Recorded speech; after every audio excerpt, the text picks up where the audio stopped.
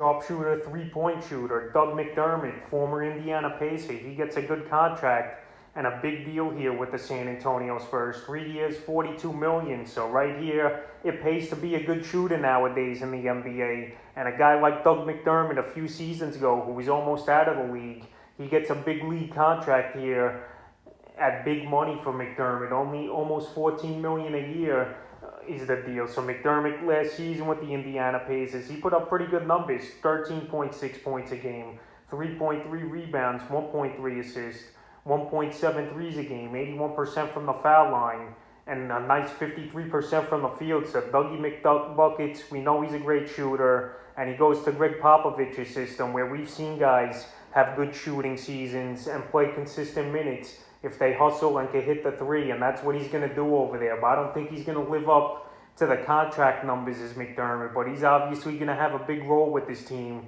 where I see him playing 25 to 30 minutes minimum, where he could even stretch that to 35, 38 minutes a game. So right here with the Spurs, they're in kind of a little bit of a rebuild mode. DeJounte Murray obviously is the headliner on that roster right now. Aldridge last season, they cut him and he retired anyway with a regular heartbeat. DeMar DeRozan, he still hasn't signed anywhere, so we'll see if he'll sign with a team right now. But right now, McDermott, he got paid good money, and we'll see if he's going to contribute here. And as far as fantasy basketball goes, in the later rounds of your draft coming up in the winter, I think he's a player that you're going to target. He's obviously can hit the three ball. He obviously scored 14 points a game about last season, and I imagine, like I mentioned, that he's going to have a good role in this team, especially with the contract they gave him. So the sharpshooter, Doug McDermott, he cashes in here with a big $14 million deal per year with the San Antonio Spurs, and we'll see if he can live up to the contract and also have good fantasy value entering the 2021-2022